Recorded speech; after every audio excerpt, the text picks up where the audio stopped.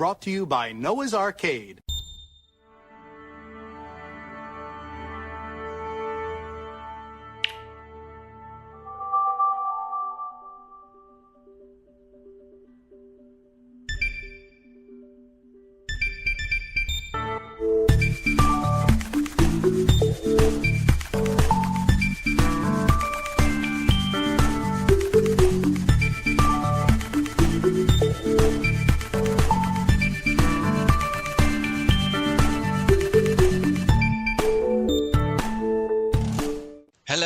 Hello. Greetings and salutations.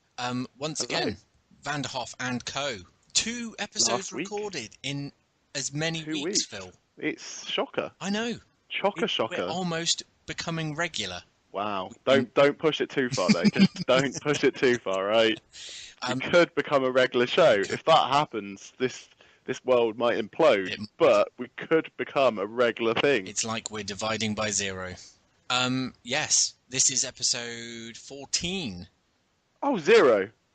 Huh? Don't worry. What are you on about? You said it's like we're dividing by 0. Yeah. And then I just went, 0. No. As a joke. Sorry, I'm not with it. It's far too late in the day. Oh, okay. I've been working today and looking after my little one and crazy time. See, I've had one of those hard days. Really hard days. Yes, we all know you. Yeah, but you did go out last night. Yep. And what time did you get home?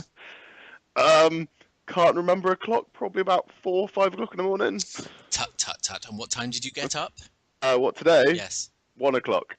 Oh my god. That is the life.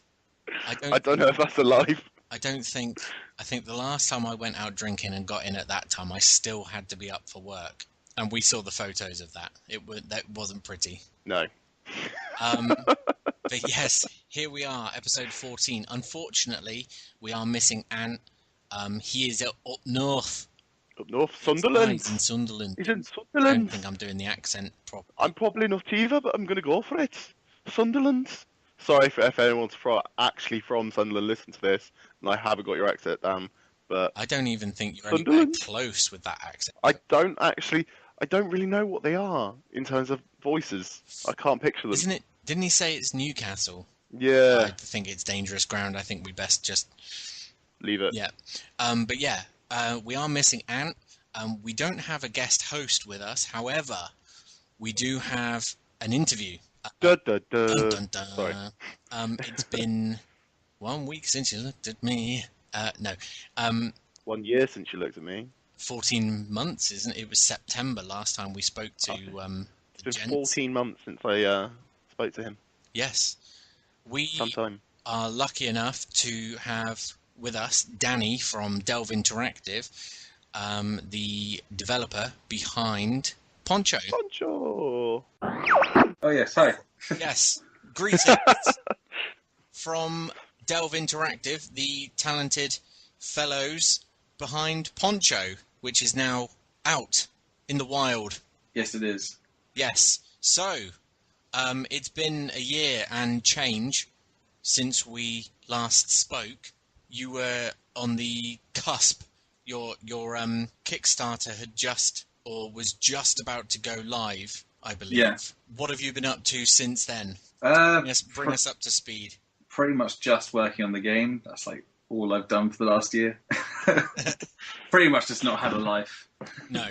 The Kickstarter, I don't want to drag up memories. Cool. It didn't hit its target. Yeah. Unfortunately. But you guys, you weren't deterred, you weren't put off from the defeat. What happened? Yeah. Well, shortly after that we got offers from various publishers. They'd obviously seen the game or heard about it after we took it to EGX and stuff like that. And we ended up working with Rising Star Games, who helped us complete the game. So, were Rising Star? Did you have a pick of your publishers?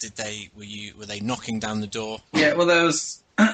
Yeah, we had a few of them. Like we had some big ones as well. Like Atlas put forward an offer, and so did Bandai Namco. Nice. Nice. But we turned them down because Rising Star are more local. They're in Hertfordshire. Mhm. And Okay.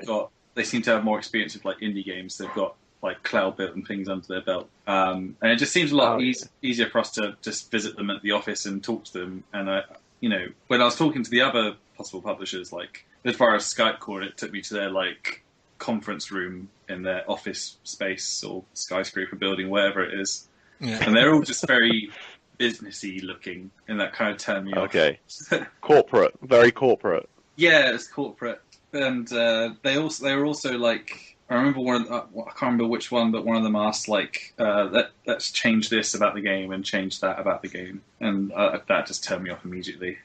It's like, well, they're asking to change things before we've even really started talking about anything. But yeah, we end up going Rising Star, which has worked out just fine. We actually managed to get the game out and everything, so it's all good. That's the main thing.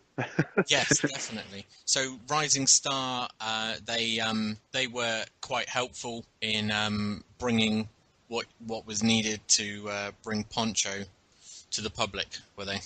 Yeah, pretty much. I mean, they just their involvement was pretty much just giving us the funding we needed to get the game done, as well as they handled all the business and marketing stuff, so we didn't really have to think about that. Yeah. Just concentrate on making the game. So that was.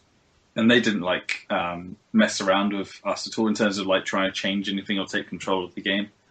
They were literally just waiting for us to hand it over so they could sell it, which is that's cool. cool. Like, so we can both we are free to do our own thing. So we still felt very independent, even though we were working with a publisher at the time. That's pretty Cool. cool. Not many are like that. Yeah, I've heard bad stories. So we were lucky enough to be at EGX again this year. We saw your title taking quite a nice position within the Nindies stand. Oh yeah, within Nintendo on the Wii U. Yeah. How did it come about working with Nintendo? Well, actually, we secured the console ports like the PS4, Vita, and Wii U while the Kickstarter was running. Oh, okay. Yeah, it's literally just a case. They have like website forms and email addresses you can send to us. It's just a case of emailing them, sending them like a trailer of the game and a PC build, and just say, hey, this is, not obviously much more formal, but basically just saying, hey, I've got this game, I'd like to bring it to your console. And they were just like, yeah, like all the consoles are much more open to indies now and are very ready to provide easy access as long as your game, is up to scratch. Well, yeah, of course. Yeah. So it's worked the way out really well. the market's moving at the moment. To be honest, with the indies, like they seem to be producing a hell of a lot better titles, I find at times, in comparison to some of the big AAA titles. Yeah, I mean, there's a lot more middle ground games now.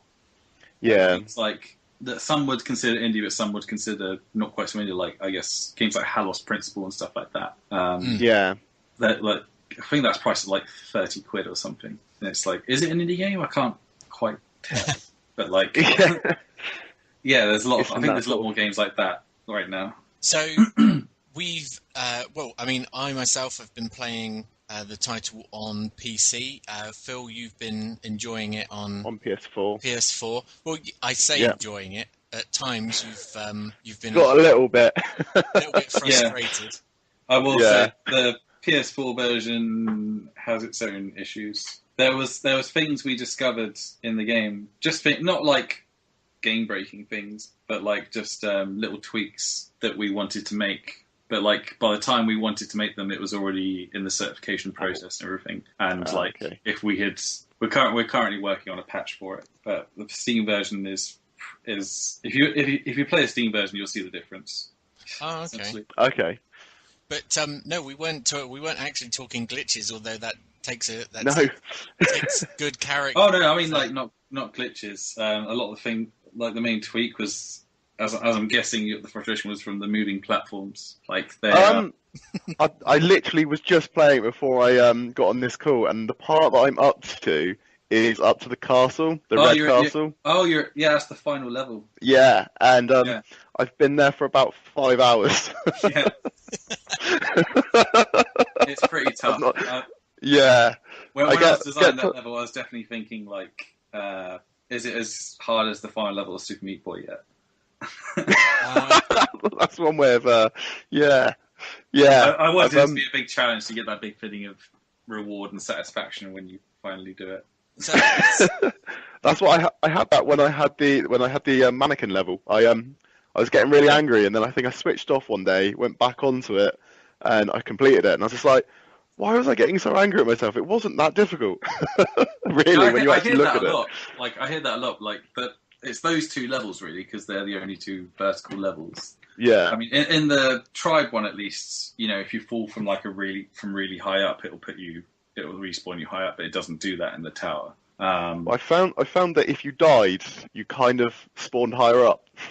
So if you could find a way to die, like getting hit by one of the bricks as you fall, yeah, it spawns you a little bit closer. Yeah, I've seen people try to change it a bit. Yeah, but the castle, I've just gone past that first area, and then I've gone on to that second part, and I'm just losing it a little bit.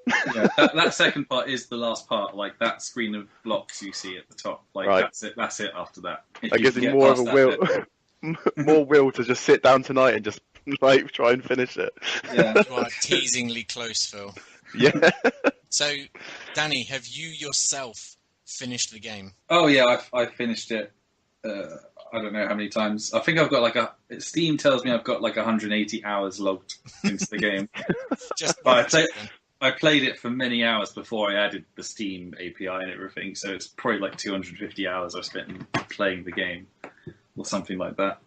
So we're going to see you doing a YouTube speed run. We were thinking of doing like a developer commentary on YouTube and Twitch or something like that when we get around to it. Okay, so we've been talking about the hardest parts of the game. What was the hardest bits during development? The hardest levels probably to make is probably ones like the disco, the underground sort of clubbing area. That's the secret level though. Did you find it? Yeah. Yeah. It's like you don't sound too sure though, Phil. You sound like you're just. I do remember a disco area, but I'm focusing on like the levels that I struggled on a little bit more than anything else. It is a bit of a challenge level as well. It's the one where it's like it's underground. There's some like sort of slightly dubsteppy clubbing music going on, and like the main mechanic of that level is that it's moving between 2D and 3D as you're playing. So it's like, and it's got the moving blocks. So it's like you've got to move between the 3 planes, but every 2 seconds, all the planes are a single plane. Oh, cheeky. Yeah, I wanted to do more levels like that, but in the end, it was like, is it feature creep? I'm not sure. We're not going to see a Poncho. We're not going to see an expansion where we're going to find Poncho's brother or. We have thought about things like sequels and stuff, but it'll be a while away. We're going to work on some other stuff first, I think. Just some smaller projects, just kind of take a break from Poncho maybe for a couple of years. Fair enough. I don't blame you. It's been a little while in gestation. Yeah. So I really don't doubt that a break from it is more than needed. So you say the disco level was one of the harder things to do. Yeah, I think that was because all the other levels, like, they all work in very they all have like systems, like it's all I basically create like, you know, a bunch of different objects, and once those objects are created, like a moving platform or a static platform or whatever, like I can then combine them in many different ways and just make different levels out of them. Okay, so you kind of had your kind of Poncho stage builder, your elements, and you just like, oh, this could go here and this could go here, and yeah, it's kind of like that. I mean, so apart from the levels where the mechanics are more unique, like the disco or the underwater lake level, it was fairly straightforward other than those kind of ones. Oh, the 6-layer ones were also a bit tough. Yeah, I can imagine.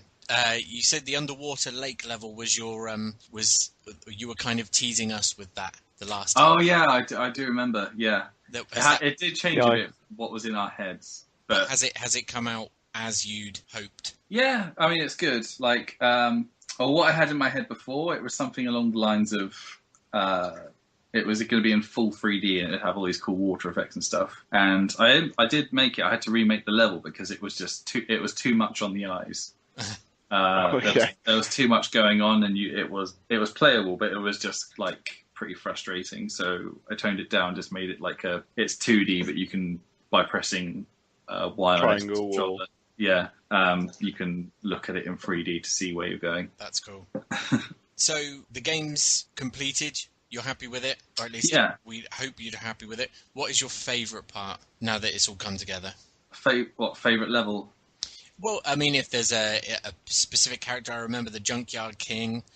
I think the Junkyard King. I do like the Junkyard King. It's definitely like it's nice after playing through the first 2 worlds to meet that guy and just get that little bit of very catchy music and everything, and just quite individual character. But is there a particular stage that you're especially pleased with? I'd say it's difficult. Like for gameplay wise, I would say the last 2 levels in the ruins, not the tower, but there's 2 levels in the ruins that I think are designed pretty well. It's got there's one with just a massive single wall of moving blocks that all moves at the same time. And there's another one just before that with a bunch of different ones where you have to get perfect timing, but it feels like a really good patterned system kind of thing. It's hard, but it feels distinct. Is that the one where it's moving towards you and you got to jump around like a wall to get onto the next one? Yeah. Yeah, I think I know the one. Yeah. that took a little while, not going to lie. Yeah. Well, that is the second to last area or something like that. Aesthetically, I think my favourite level is probably the tribe level, the mannequin tribe. There's a lot of detail in that one. Yeah, because at the bottom there's just a lot more characters, a lot more stuff going on. Because when I was making levels, what I would do is I'd have all these sprites from Matthew Weeks, our pixel artist, and it would be a case of placing each sprite by hand. I didn't use a tile editor or anything like that, because tile editors it would make the game feel much more like a system. Yeah. It looked too neat, but I wanted to look wild and overgrown and error prone in a kind of way, and I think it kind of worked. So every little flower and grass tile and blades of grass that animate on top of those tiles, they all had to be placed individually. There's some tens of thousands in each level usually, but the tribe level's got quite a lot more. Yeah, I quite like that one. Of all the Phil, you're just there. You're like, well, I got stuck on that bit. Of all the people from our group, of all the people to play this particular game, I think it could only be you, because you're the one who's like, oh, I'll just go and play Fallout 4 on survival setting. I don't like to give up. So the fact that I give up just because I'm getting a little bit frustrated winds me up. So I'm like, I've got to chill out, otherwise I just can't do it. Because the more I was playing it and the more frustrated I was getting, the more mistakes I was making. So I was just like, I've got to chill out for a minute, just chill out, and then go back to it. Right, this is the thing. I love it. The game was a lot of the inspiration comes from games main one is Braid, a little bit of Super Meat Boy, and mainly side-scrolling Sega games. Mm-hmm. Yeah. All those games are very hard. Braid is quite frustrating, and Super Meat Boy as well. There'd be times where you get stuck on a particular bit and you have to take time away from it. And when you come back to it, it's it's so good. But I've noticed in comments and reviews and stuff like that, people want to just get through a game quite quickly. People are much more looking for an easier time that they can just spend time in rather than someone that's in a sense, someone to walk them through the game rather than actually learning and growing through the game in a sense. Yeah, I mean it's been weird because the reviews have been very much Marmite kind of thing. I've seen a few myself, and a lot of them. I've seen a few that don't like the fact they keep falling down and stuff like that. Yeah, and a few that have been I really have enjoyed this game. It's fantastic, but it seems to either get a 6 or an 8 or a 9. It's it gets an 8 or a 9 if they like having a challenge and not having their handheld, and it gets a 6 when people are I wish there was more things telling me what to do. I didn't know what to do. But I thought it was always kind of cool that you didn't have any handholding. You just dropped into the world and you have to kind of figure it out for yourself. You still had that sort of function of being told what does what. It's just you learn from a 5-minute tutorial.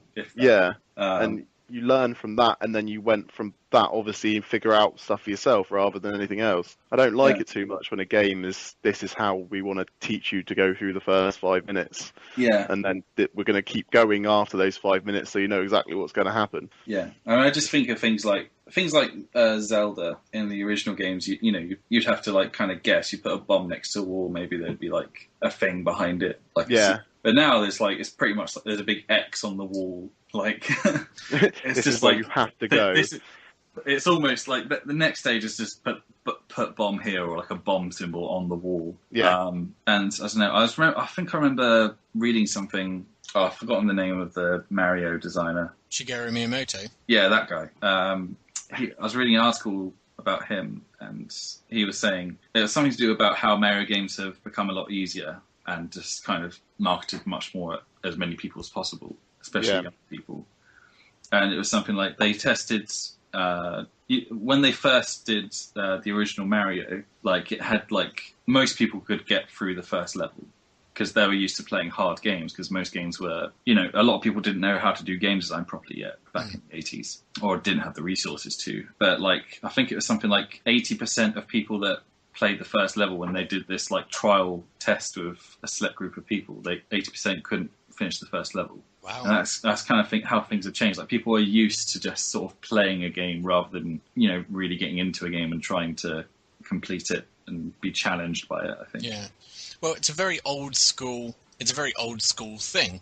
A game that a lot of the games that you play, if you're going back to SNES, Mega Drive, and even before the NES, Master System, things like that, these are games where you'll just get dumped into, the first Super Mario Brothers, prime example. You press start, and that's it. There's no, press right and left on the control pad to move your character and press A to jump. It's there for you to figure out, and it's a very old school way of gaming, and it's something that is missing from a lot of, you got the AAA titles. You'll play a Call of Duty game and the first level is always like, oh hey Sarge, you remember how to fire this gun, you gotta press a square to reload and use your sights and fire down here, and you gotta I like the best like first person shooter tutorial things I like it when they try to teach you to use the camera. It's like so horrible when it's like, okay, I need to press this button to do this, but don't tell me everyone knows how to use the camera. Like, unless it's assuming it's a child that's never played a video game before. Yeah. Like now look at me, now look at that lamppost. Okay, you seem to have learned how to look around. Well done. Achievement unlocked. Yeah, unlocked. I almost, when I messaged you, Danny, asking about the Steam achievements and such, I almost felt bad asking that question, because I'm like, well, it's an old school feeling game. I think achievements and trophies have really kind of spoiled. I mean, I'm in such the trophy whore these days. Yeah. And it has ruined gaming for me. I totally agree. Like, I didn't. If I could, I kind of could, but it's like you have to have trophies if you're on PlayStation. Yeah. And things like that, and it's optional on Steam. But I don't. But people expect it. Like on Steam, it's like people are so picky. Like some of the Steam reviews that have been. I mean, we've got like a 75% positive rating on Steam, which is good. But it's like the ones that are bad, it's like, I think one just says doesn't support Xbox controller, not recommended. And that's all it says. Really? Hang on a minute, I used my Xbox controller. Oh, no, sorry, Xbox One controller. Oh. Yeah, it does work, but the triggers don't, is the issue, which we'll patch tomorrow, I think, or the day after. And another one was like something like doesn't allow you to map keys or something like that. Not recommended. Another one was Steam controller not supported. And it's like people just want every possible Steam feature implemented, like on Steam. Yeah. There's a lot of people who just real Steam junkies, and they want, if it hasn't got everything, it's like it's a bad game. But I agree that like achievements, they pull you out of the game. If you're getting really immersed, it depends on the type of game. Like if it's something really arcadey, or like shootery, it's kind of okay. But like any game you're trying to immerse yourself in, like to hear this like sudden ping sound and like this block texture suddenly rise up from the bottom of the screen saying you've got this now, and it's like, oh yeah, I'm playing a video game. Yeah, I think because I'm a big fan of the Wii U, and I'm eagerly awaiting Poncho to hit that system, which I will get to shortly. But the one thing, I'm sat there, I'm like, now I want to get it on PS4 because it's out and I can get trophies, but I want to get it on the Wii U because I want to support it on the Wii U. Yeah, and it's the one major thought, I'm like, oh, well, the gameplay and everything else. The one major thought that came to me initially was, bloody trophies. Yeah. And I'm just like, it shouldn't matter, but it does, and I hate myself for it. Yeah, I mean, I've turned off achievement notifications in Steam just because I don't like it. Like, especially when I'm playing something like The Walking Dead or a Telltale game. Oh, okay. Like anything that's got that's heavy on story, it really takes away the immersion when you just get that ping sound and you've got this thing. Yeah. I try and do that, but unfortunately, I'd start to get withdrawal from not hearing the noise. And be like, I must have had a trophy by now. I don't think you can disable it on PS4. Oh, I don't know. I haven't tried. They force you to like it. It's too ingrained. If I don't hear that noise once an hour, I think I'm playing it wrong. Yeah. But that does bring us on to Wii U and Vita. When are we going to be seeing them? As soon as we can. Well, the issue with Wii U is it's actually based on the engine we're using. So Unity 5 came out in March, which is the latest version of that engine. And its marketing all said supports every console and everything. And after contacting Unity, it's like they confirmed, yes, it supports Wii U. So after upgrading the project to Unity 5, and once you upgrade it, and I upgraded it and started working on it knowing I'm going to start porting to Wii U in a few months. So I worked on it for a few months, continuing to make levels and things. And then I thought, okay, I'm going to do Wii U now. So I turn on the dev kit, plug everything in, and suddenly to see, Unity 5 does not support Wii U. It's currently in beta. So what it basically means is there's currently issues in the actual engine, it's right at the end now. I think there's one bug left they have to fix in the engine because it's been ongoing. Like, it obviously does most work because we took our Wii U version to like PAX and Gamescom and stuff. So it's like if the only bug that's left is something like if you have the home screen up, and you leave it there, eventually the game will crash, after an hour. Oh, okay. That's the only thing. So it's very few people will actually do that, but it would make it not pass certification. So we're pretty much waiting for an update from the Unity engine. How do you find things like that? Oh, bugs like that? Yeah.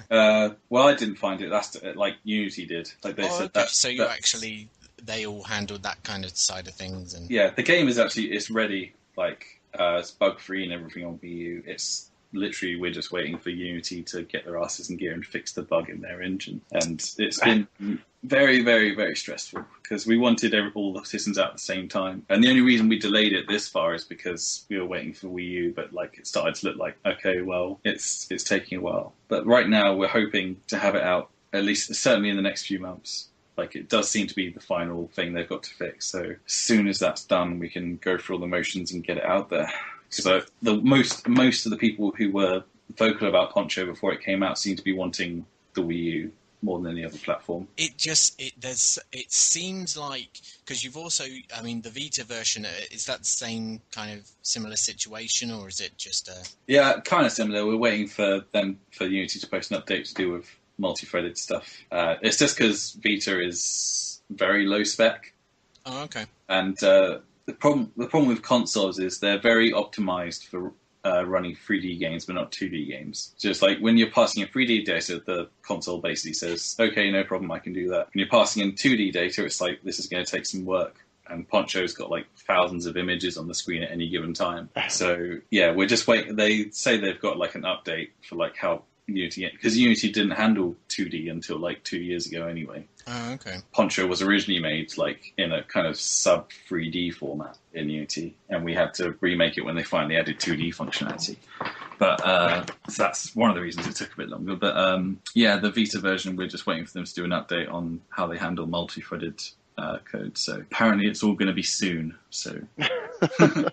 But it's a title that it looks gorgeous when you're playing it on... I can't speak for the PS4 version, but I've got a HD monitor and my graphics card and stuff is not too shabby when it comes to my PC. And it looks gorgeous when you're playing it on that side of things. But the way it screams handheld Yeah, to you. it does look really good on the Vita. I will say it's probably like when I'm playing on the Wii U, even I prefer to play it on the gamepad. Yes. Because it just looks. It's just because it's pixel art, I guess. Like there's something very natural about just having it in your hands and just looking at your lap whilst you're. It's probably just for looking at the game. It's probably my favorite way to play it is on either the Wii or Vita screen. Which some people, I'm pretty sure. Yeah, you could play it on the gamepad at EGX and Gamescom and stuff. Yeah. Unfortunately, I couldn't go to those things. I was busy working on the game, but I hear people liked it. Yeah, no, there was. I mean, we tended to sort of break off into little sections so that we could try and get as much of the show into us as possible. And I hung around Nintendo kind of because we were doing a few interviews with some of the other Nindies whilst we were there, but also because they were giving out some cool free stuff. But there was always people gathered around the Nindy section and Poncho itself. Yeah. Which was nice to see. I'd keep looking over and I'm just nice little smirk and I'm like, yeah, those guys doing well. Yeah, I think Nintendo is perfect for Poncho because it's that's their whole market's based around platforming games mainly. Yeah. So to bring this kind of platformer over. I mean, they've got things like Mutant Mudds. Yes, yeah. I'm pretty sure actually that Mutant Mudds Deluxe, so I can't remember what it's called, is coming out on Wii U fairly soon, or has already. I can't remember.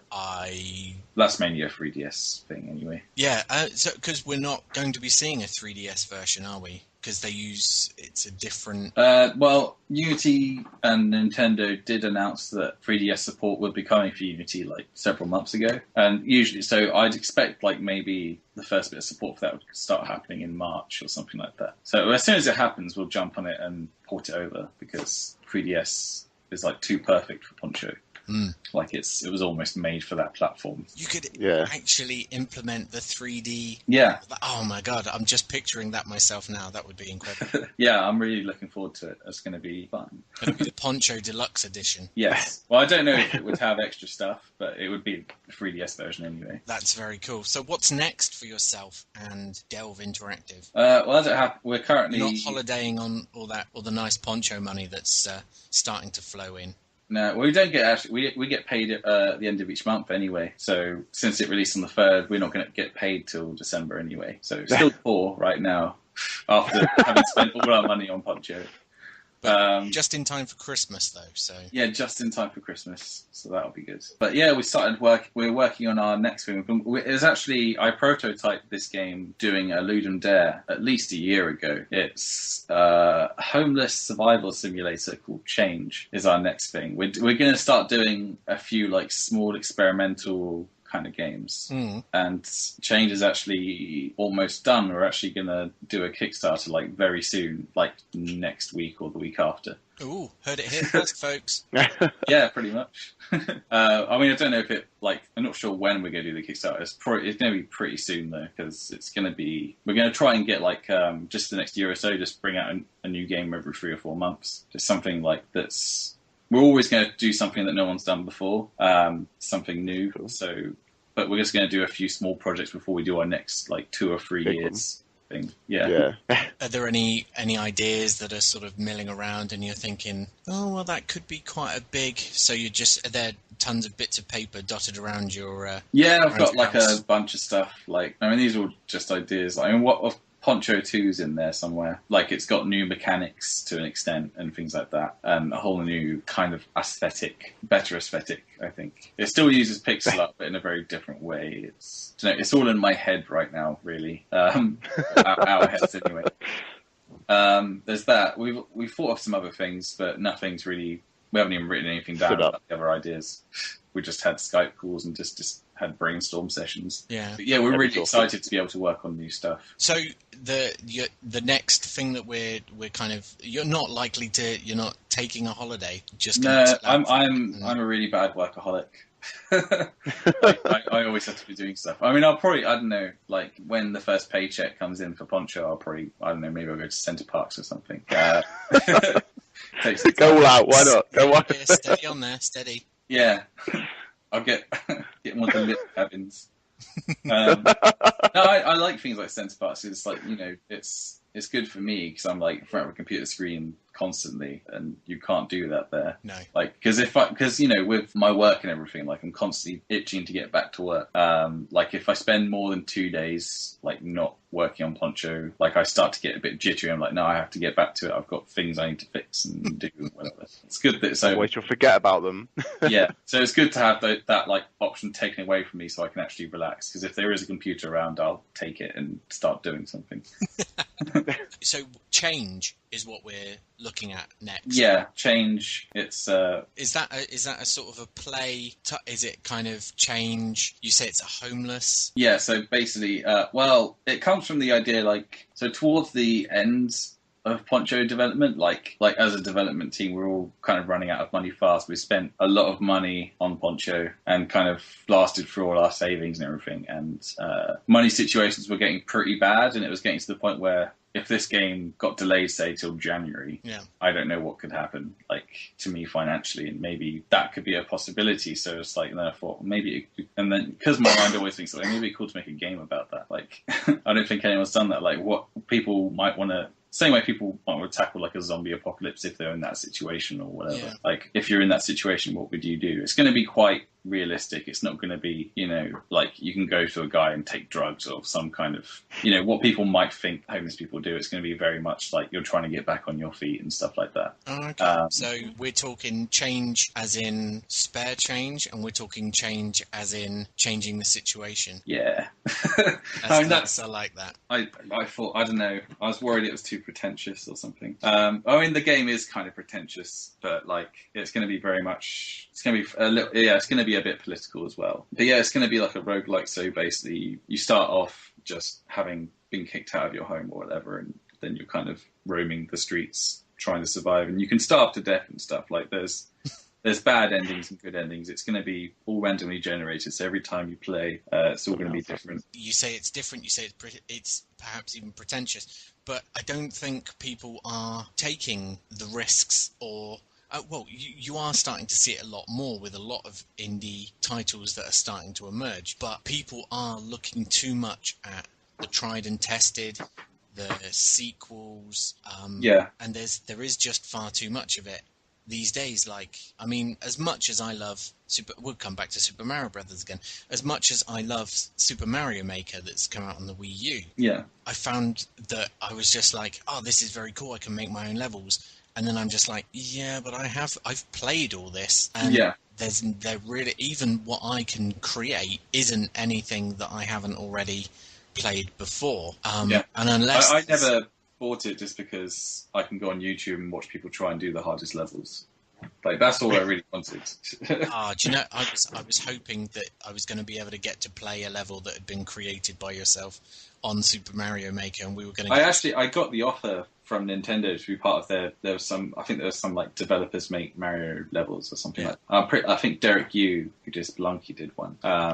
But when they offered me, which was like 3 months ago or something like that, I actually couldn't afford to buy the game. I had just bought Super Mario World Wii U. Oh, the 3D one? Yeah, no, not the 3D one, the other one. There's Super Mario World 3D, and then there's Super Mario Brothers Wii U, yeah. They're too similar in name. They are. And I happened to get that, and that was like my big game purchase for that month or whatever. And they asked, can you do that? I was like, I don't have that game. Sorry. If you give it to me, though, I will. Yeah, just hand it over. Yeah, that seemed kind of, they're like, oh, well, we want you to do this, but you have to buy the game. Yeah, I don't know. Nintendo, I don't know. I'm sure they had a big list of people they tried to get to do it, and I was just on that list, and I said, I can't. Now see, I would have... Maybe I could have asked. I think a Poncho in kind of a Poncho-esque Super Mario Brothers stage would be incredible. Oh, that would be difficult to do. Yeah, I think the moving platforms, but I'm sure there would be some sort of inspired... Yeah. I might have to go and try and make one myself now. Oh, Phil, you've got a Wii U. You'll have to do it. I don't have the game. Get it. Oh. I can't afford it at the moment. Well, you shouldn't go out drinking. Let's not talk about drinking. Next game I'm probably going to buy is Fallout 4. Some point anyway. When you get your money. When I get the cash, get that's going to paid. be my game I can dive into for a while. So I prefer Fallout to Elder Scrolls. I haven't played either. Oh, really? Yeah, I'm not really a sort of what do you call them? Are they MMOs? No. World. Do you mean RPGs? Well, no, because I consider RPGs to be like, oh no, because all right, fair enough. Because I mean, I'll play RPGs like your Final Fantasy and things like that. Oh, yeah. Because these are action RPGs. So yeah, it's kind of a combination of genres, I guess. yeah, FPS, Yeah. RPG style. I mean, I like Borderlands. That's kind of got that kind of element to it, but the whole Fallout, it's just a little bit slow for my liking.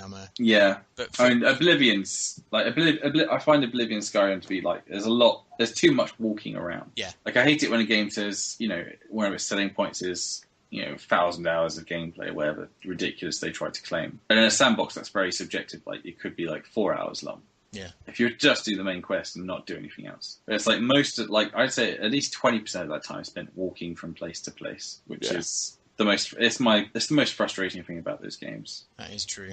And again, that's probably the main real reason as to why I don't. If I can get in a car and blast over to the other side or fast travel. You can fast travel, but like you have to have been there already. Yeah. So you've got to traipse across there first and avoid all manner of rad roaches and death balls. And yeah. Have you seen the videos of bugs in Fallout 4 yet? Yeah. They're pretty great. I saw one.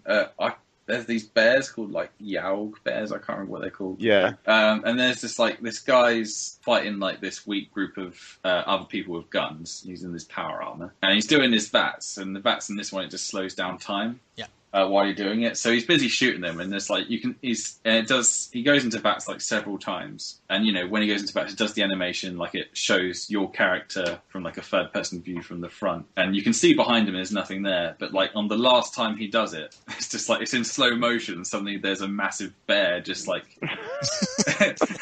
its paw is like inches from his head. It's like it's just at the end point of having dived into him. As soon as like it goes out of slow mo, he's dead. And he just like.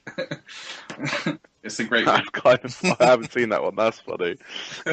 Nice. Suddenly Bear. Yeah, Suddenly Bear. That's the moral of the story. That's going to be the name of the episode. Yes. Awesome. Well, Danny, you've got a minute or so yeah. to pimp Poncho. Yeah. So peeps. Poncho is out now on Steam and PS4. It's a pixel art puzzle platformer where you can shift in between foregrounds and backgrounds. I don't think we ever mentioned that. Funnily enough, we talked about it before. People knew. Yeah, you can shift in between. It's like got this whole new mechanic and everything set in a post-apocalyptic world. It looks pretty good. It's pretty fun. Go buy it, I guess. I guess. No, just go buy it. Just go buy it. Then I can make more stuff. It's all for a good cause. Yes, definitely. Well, we shall keep an eye out for the Kickstarter for Change when that emerges. Wish you the best of luck with that. Yeah, hopefully that one goes okay. Oh. We've learned a lot of lessons from doing the last one, so and we'll be asking for a lot less money for this one. Yeah, but you need enough for your holiday to Centre Parks. That's the main thing. Yeah, always. Oh no, it would be for like art and stuff like that. It would be for like what? Sorry, your mic cut. It would be for like artwork and things like that. Oh, okay, not sweets. Nah. Sweets and I'll get some Haribo stretch goal. Please, if you do the next one, do a stretch goal just for Haribo for us.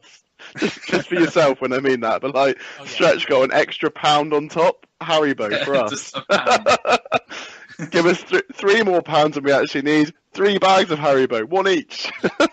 Just go through the entire list. Like £10 is 10 Haribos, and £20 is 20 Haribos.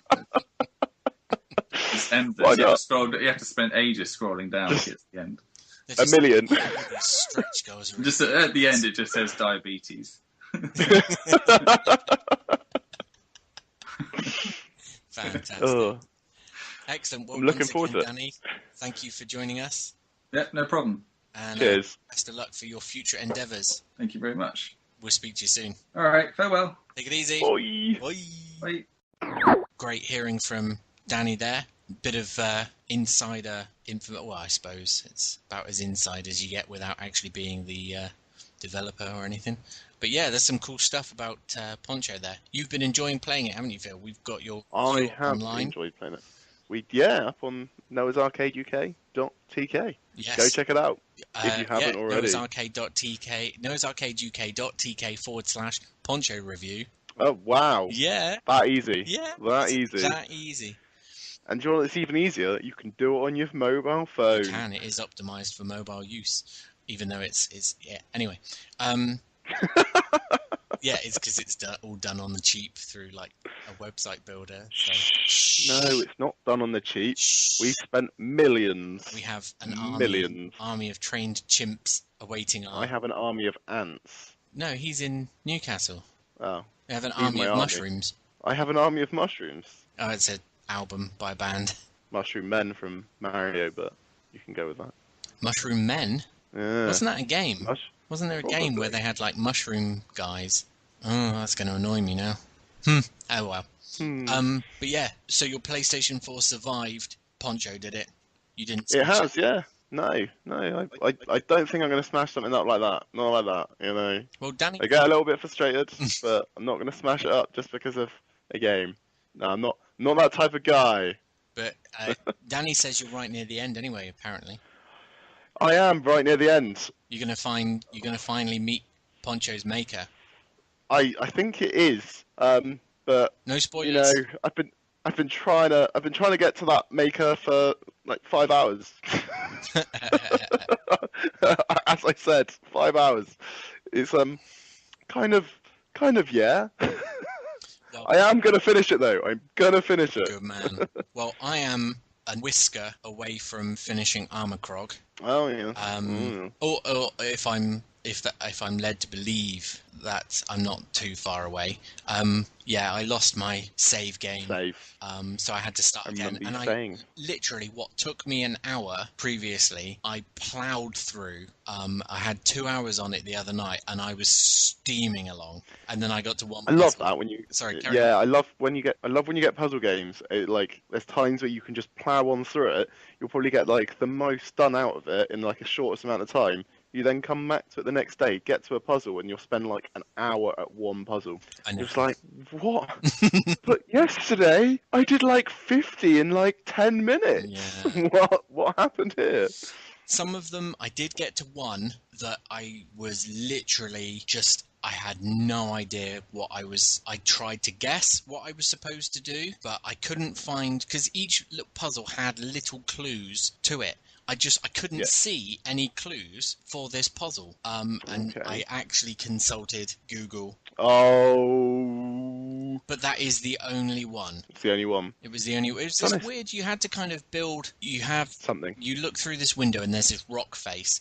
And in order to move the little sort of gondola thing that you and your characters can travel around in order to move past this rock face, you had to move this platform. And in order to move the platform, you had to make this thing that this catapult that fires these eggs, and you had to fire the egg into the nest so that all the creatures gathered on the nest, and the rock moves down and completes the circuit for your gondola to move across. But you're supposed to use this kind of picture that you're supposed to make a picture of this robot that matches what's written on the side of the mountain, that's drawn on the side of the mountain.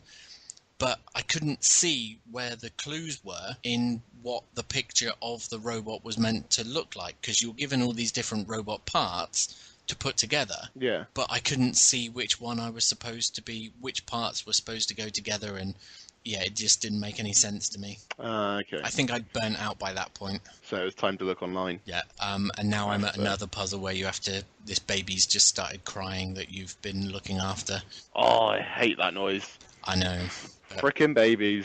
You've got this mobile, and the music goes round, and each of the bits that hang from the mobile play a different part of the tune, and and each time the baby cries, more parts fall off the mobile, so you have to click the parts to know what noise they make and put them back in the right order to play the tune all the time whilst the baby's crying in the background, and it gets quite annoying. Yeah, that would be quite annoying.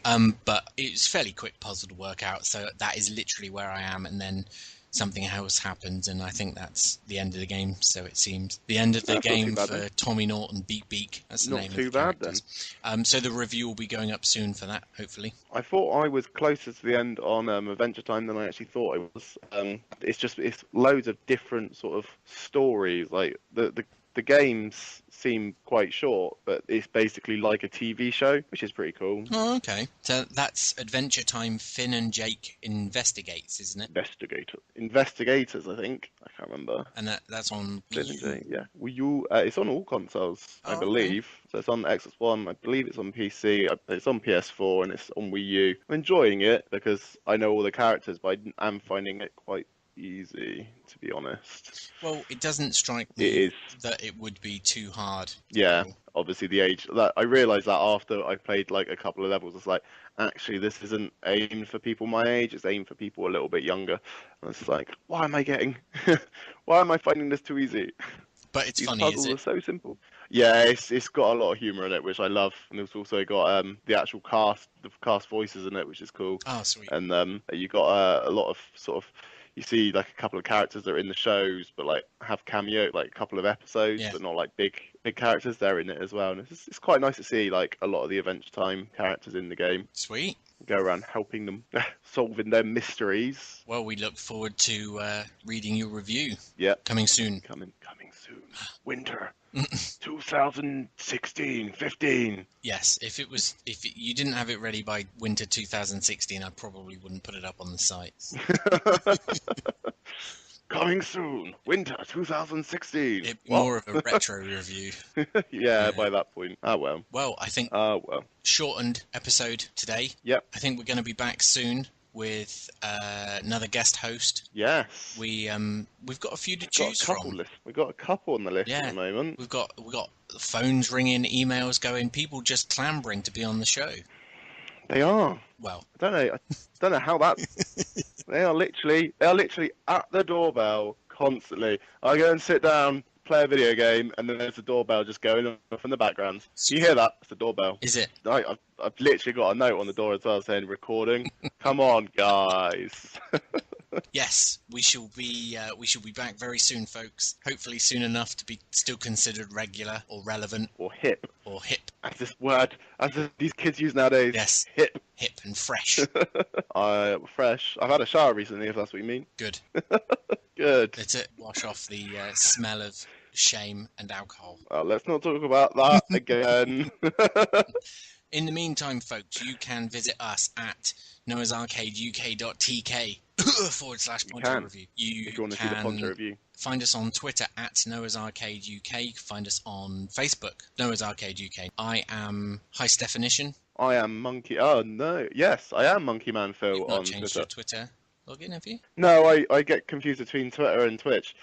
Oh yeah, no, because Twitch you're still Monkey Man Phil as well. I am. What am I thinking of? Though? Your PSN is Phil. Phil my monkey. Someone out there, some funny guy took my name. Damn them! I'm shaking my fist. How dare them? Yeah. We will avenge you, Phil. One day. I'll hunt them down. Yes. But on a lighter note, subscribe, folks. Like us. Like us. Follow us. Please. Subscribe. Leave feedback. Like us. We have kittens. Yeah, we got kittens and cookies. Yep, that always works. Yeah. Everyone loves kittens. Everyone loves kittens. Trust me. I'm a kitten expert. Yep. Anyway. Yes. See you again soon, folks. Bye-bye.